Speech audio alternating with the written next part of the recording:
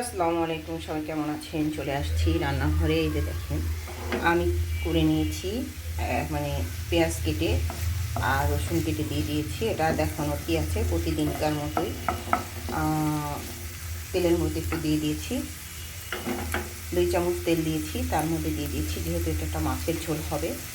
সবাই আমার সাথেই থাকুন, দেখতে থাকুন।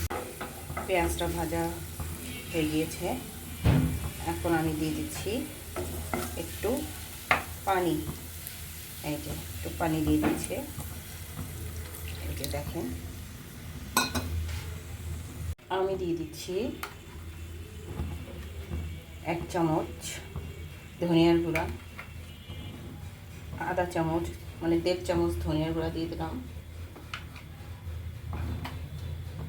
ঝালের গুঁড়া দিয়ে দিচ্ছি 1 চামচ, ঝালের গুঁড়া দিয়ে দিচ্ছি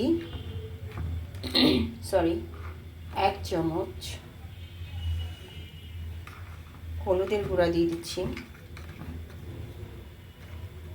1 চামচ, আধা চামচ লবণের গুঁড়া। এখন আমি সুন্দর করে নিয়ে নিচ্ছি।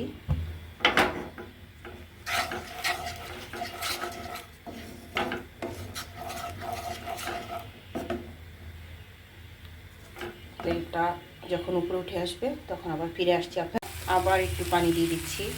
যত মশলাটা কষানো যাবে তত কিন্তু টেস্ট আসবে। মশলা অল্প অল্প পানি দিয়ে কষিয়ে নেবেন। আমরা তো অনেক শর্টকাট করে দিই, মাঝে মাঝে তাড়াহুড়ো করে অল্প কষিয়ে রান্না করে ফেলি, যেহেতু ভালোও লাগে না, অনেক সময় সময়ও থাকে না। তা যাদের হাতে সময় আছে তারা একটু কষিয়ে নেবেন এরকম সুন্দর করে। নতুন যারা আছেন আর যারা পেঁয়াজ পেস্ট রসুন পেস্ট খেতে পছন্দ করেন তারা অবশ্যই একটু দিয়ে দেবেন। আমার পেঁয়াজ রসুন পেস্ট ভালো লাগে না, এই জন্য আমি খাইও না। এই যে দেখি কি সুন্দর করে কষিয়ে নিচ্ছি। পরে দিয়ে দিচ্ছি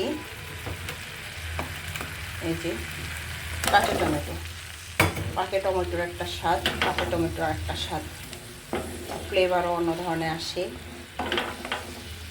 অনেক সুন্দর ফ্লেভার আসে। এরকম করে কাঁচা টমেটো দিয়ে কারা কারা রুই মাছ রান্না খেয়েছেন অবশ্যই আমাকে কমেন্টে জানাবেন। কাঁচা টমেটোটা আমার একেবারেই হয়ে গিয়েছে, খুব সুন্দরভাবে কষানো হয়ে গিয়েছে।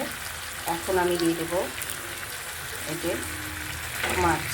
এটা কী মাছ? এটা কিন্তু মাছটা আমি কিন্তু ভেজে নিয়েছি, দেখেন খুব সুন্দর করে, একদম হলুদ মরিচ দিয়ে এবং লবণ দিয়ে সুন্দর করে ভেজে নিয়েছি। এটা কিন্তু পুকুরের রুই মাছ, অনেক স্বাদের। সুন্দর করে রুই মাছটাকে আবার একটু কষিয়ে নিচ্ছি। দেখেন উইদাউট ফিল্টার, কোনো ফিল্টার ইউজ করি, কি সুন্দর কালার এসেছে মাছের, খেতেও অনেক স্বাদ হবে। এই যে এখন দিয়ে দিচ্ছি আমি পানি, একটু ঝোল বানাবো, হালকা পাতলা, বেশি না একদম। এই যে খুব সুন্দর করে আমি নেড়ে দিচ্ছি, আপনারা সাথেই থাকুন।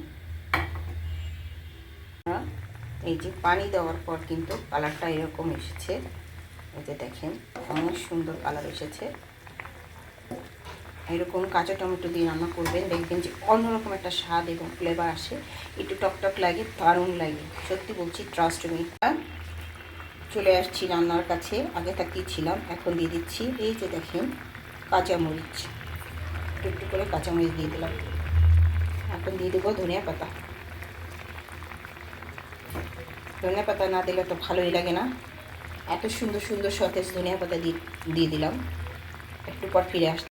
আমার রান্নাটা একেবারে কমপ্লিট হয়ে গিয়েছে, দেখেন কি সুন্দর করে আমি রুই মাছ ভুনা করেছি কাঁচা টমেটো দিয়ে। সবাই তো পাকা টমেটো দিয়ে খান, একটু কাঁচা টমেটো দিয়ে খেয়ে দেখেন এরকম করে রান্না করে। অলমোস্ট কিন্তু আমার রান্নাটা হয়ে গিয়েছে। সবাই ভালো থাকবেন আর অবশ্যই আমার চ্যানেলটাকে সাবস্ক্রাইব করে দিবেন, আমার পাশে থাকবেন এবং কমেন্ট করে যাবেন। আমি কমেন্ট ধরে আপনার পরিবারে চলে যাব ইনশাল্লাহ, ট্রাস্ট মি। এই যে দেখেন কি সুন্দর করে রান্না করেছি। সবার প্রতি রইল অনেক অনেক ভালোবাসা, শুভেচ্ছা। আমি একটু ঝোল রাখবো, তাই আমি একটু ঝোল রাখলাম। তাই টমেটো দিয়ে আমার রুই মাছের দারুণ একটা কিন্তু সুস্বাদু রেসিপি তৈরি হয়ে গেল, সুস্বাদু রেসিপি তৈরি হয়ে গেল। আল্লাহ হাফিজ।